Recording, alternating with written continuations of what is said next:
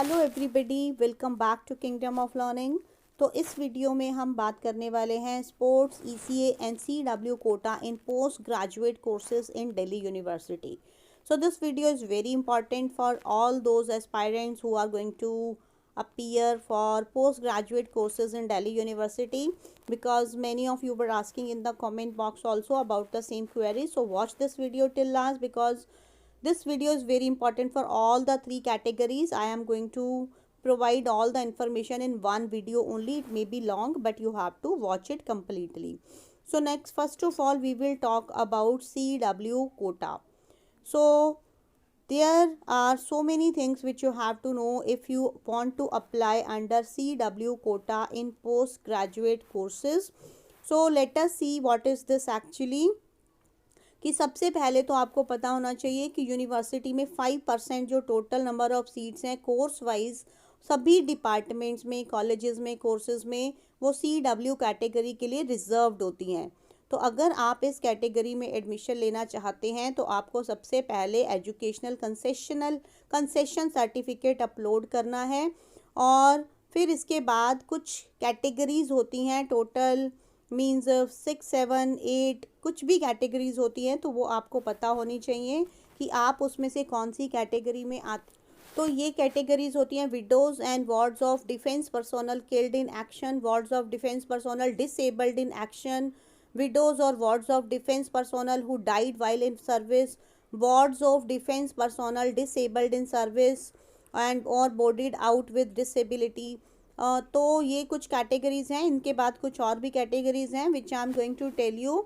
So all of you should know, if you come under any of these categories, then you are eligible for CW quota, and you first of all you have to produce educational concession certificate. That is very important. So next category is ward of serving ex-servicemen personnel, including personnel of police forces who have received any gallantry award, जिनको बहादुरी पुरस्कार मिले हैं police के बच्चों को भी, वो भी इसके लिए एलिजिबल हैं. Then wards of ex-servicemen, wives of defense personnel disabled in action and boarded out from service, then defense personnel disabled in service and boarded out with disability, then ex-servicemen and serving personnel who are in receipt of gallantry awards. तो wards of serving personnel, wives of serving personnel, तो ये अगर आप इनमें से किसी भी category में आते हैं तो आप CW के लिए एलिजिबल हैं, तो आप उसमें अप्लाई कर सकते हैं. बट आपको educational concession certificate proper format पे बनवाना है, वो आपको यूनिवर्सिटी की वेबसाइट पे मिलेगा. क्योंकि अभी ग्रेजुएट जो के लिए जिन बच्चों ने अप्लाई किया था उनको सबसे बड़ी प्रॉब्लम यही फेस करनी पड़ रही है कि उनका एजुकेशनल सर्टिफिकेट जो है वो प्रॉपर फॉर्मेट में नहीं है, तो उनका एडमिशन डिले हो रहा है. तो आप इसमें ध्यान रखेंगे. तो अब हम नेक्स्ट बात करेंगे स्पोर्ट्स कोटा की पोस्ट ग्रेजुएट कोर्सेज़ के लिए.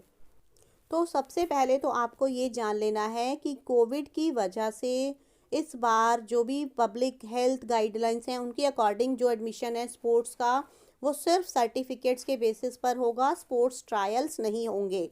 अंडर ग्रेजुएट कोर्सेज में भी नहीं हुए और अब आपके पोस्ट ग्रेजुएट कोर्सेज में भी ट्रायल है. तो अब इसके लिए गाइडलाइंस क्या हैं, on the basis of sports आपका कैसे एडमिशन होगा, कि the applicant seeking admission on the basis of sports is required to register online on the UG/PG admission portal. तो सबसे पहले आपको रजिस्टर करना है ऑनलाइन पोर्टल पे, और आपको वहाँ पर 3 गेम्स या स्पोर्ट्स के लिए आप मैक्सिमम रजिस्टर कर सकते हैं. मींस इट्स नॉट नेसेसरी कि आप एक ही गेम के लिए रजिस्टर करेंगे, आप 3 गेम्स में रजिस्टर कर सकते हैं. अब हमें देखना है कि स्पोर्ट्स कोटा में आपका एडमिशन कैसे होता है. ऐसे पहला तो ये है कि इसमें एक डायरेक्ट एडमिशन होता है on the basis of criteria for marking of merit और पार्टिसिपेशन स्पोर्ट्स सर्टिफिकेट्स के बेसिस पे डायरेक्ट एडमिशन होता है. उसको हम डिटेल में आगे देखेंगे कि कैसे होता है. या फिर होता है आपका admission on the basis of criteria for marking of merit और पार्टिसिपेशन स्पोर्ट्स सर्टिफिकेट. राइट, इसमें 2 कैटेगरीज होती हैं, category A and B1 and category B2 and B3. तो अब हम इसमें देख लेते हैं कि कैटेगरी A में क्या होता है, कि अगर आपने ओलंपिक्स में, एशियन गेम्स में, किसी भी गेम में अगर आपने पार्टिसिपेट किया है नेशनल लेवल पे, तो आपका डायरेक्ट एडमिशन हो जाता है. और इसमें कैटेगरी B2 और B3 में क्या एडमिशन होता है कि उसमें आपको मीन्स 100 मार्क्स के आपके मेरिट और participation sports certificates means 100 out of 100 marks दिए जाएंगे। और उसमें आपको आउट ऑफ 100 अगर मिनिमम 10 मार्क्स से भी अगर आपके कम आए तो आप एलिजिबल नहीं होंगे उसके लिए। तो आपको ये देखना है कि आपको अपने self attested copy of 3 merit और पार्टिसिपेशन स्पोर्ट्स सर्टिफिकेट्स को सबमिट करवाना है। अगर आपके सर्टिफिकेट्स कोई भी हैं जो प्राइज़ मिला है आपको, सर्टिफिकेट मिला है, उसका आप प्रूफ सबमिट करा देंगे तो आपको उसके अकॉर्डिंग आपको मार्क्स मिल जाएंगे और आपका एडमिशन होगा। तो अब इसमें हमें देख लेना है कि अगर आपको किसी भी तरह के जो भी सर्टिफिकेट्स हैं उनकी पूरी लिस्ट आपको यूनिवर्सिटी की वेबसाइट पर मिल जाएगी, तो आप वहाँ देख सकते हैं इसको। तो अब हमें ये देखना है कि कौन कौन से गेम्स और स्पोर्ट्स हैं जो कि स्पोर्ट्स के बेसिस पे एडमिशन जिनमें पॉसिबल है डीयू में। उनमें है baseball, basketball, cricket, football, handball, hockey, kabaddi, kho kho. ये सभी male and women means male और फीमेल दोनों के लिए हैं ये सारे गेम्स और स्पोर्ट्स जो भी हैं। आगे है नेटबॉल सिर्फ विमेन के लिए, softball women and volleyball men and women both के लिए है। Then dual and combat sports, badminton, boxing, judo, squash, table tennis, taekwondo, tennis and wrestling, and one more is there kurogi.